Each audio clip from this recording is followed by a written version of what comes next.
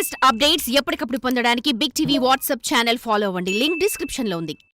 50 ఏళ్ల కింద ఓ వ్యక్తి నిరుపేద కుటుంబంలో జన్మించాడు.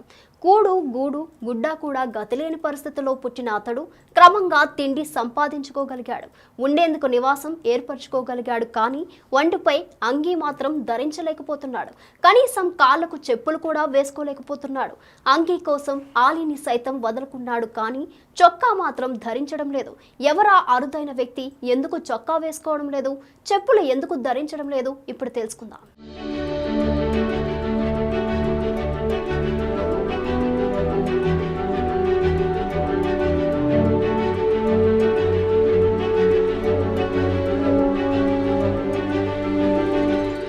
ఇక్కడ నడుముకు గోచి భుజంపై తండువా వేసుకుని కనిపిస్తున్న వ్యక్తి పేరు ముక్కెర బక్కన్న. ఇతనిది జగిత్యాల జిల్లా కొరుట్ల మండలం ఐలాపూర్ గ్రామం. ఇతన్ని గ్రామంలో అందరూ గాంధీ అని ముద్దుగా పిలుస్తారు. ఎందుకంటే బక్కన్నకు చొక్కా వేసుకోవడం అంటే నచ్చదు. చొక్కా అంటే అతనికి మహా చెడ్డ చిరాకు. చొక్కా వేసుకుంటే అదేదో జర్రెలు పారుతున్నట్లు ఫీల్ అవుతాడు. అందుకే 40 ఏళ్లుగా అసలు చొక్కానే వేసుకోలేదు. అలాగే కాళ్ళకు చెప్పులు కూడా వేసుకోడు. కారణం ఏంటంటే చిన్నప్పుడు వాళ్ళ తల్లిదండ్రులు బక్కన్నకు చొక్కా వేయలేదట, చెప్పులు కొనివ్వడం లేదంట. అందుకు ఆర్థిక పరిస్థితులు అసలు కారణమైతే అదే అతనికి అలవాటుగా మారింది. ఊహ తెలిసిన నుండి బక్కన్న చొక్కా వేసుకోలేదు. ఎన్నోసార్లు అతని అన్న ప్రాధేయపడిన బక్కయ్య వినలేదు. యుక్త వయసు వచ్చాక బక్కన్నకు పెళ్లి కుదిరింది. పెళ్లి సమయంలో కూడా బక్కన్న చొక్కా వేసుకోలేదు. వచ్చిన భార్య ఎంతగానో బ్రతిమిలాడింది. కానీ బక్కన్న మాత్రం ససేమిరా అన్నాడు.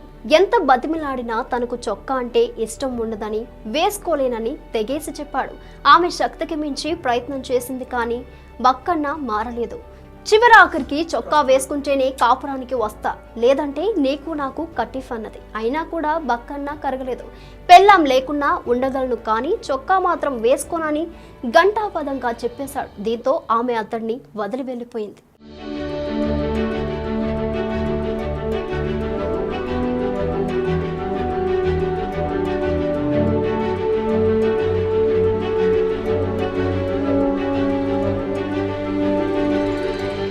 చలికాలం, వర్షాకాలం, ఎండాకాలం, ఏ కాలమైనా అతడు అలాగే ఉంటాడు.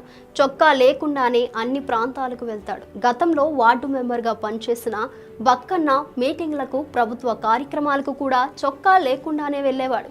శరీరంపై చొక్కా వేసుకుంటే తనకు చెమటలు వస్తాయని, అందుకే 50 సంవత్సరాలుగా చొక్కా వేసుకోలేదని చెబుతున్నాడు.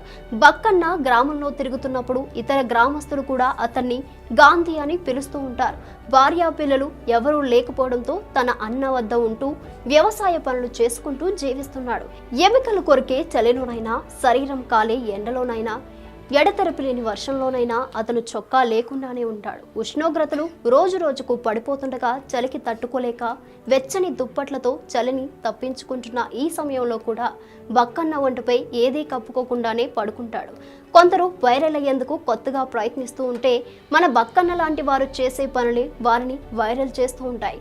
మరి ఈ అంగీ కోసం ఆలీని వదులుకున్న బక్కన్న గురించి మీరేమంటారో కమెంట్ చేయండి.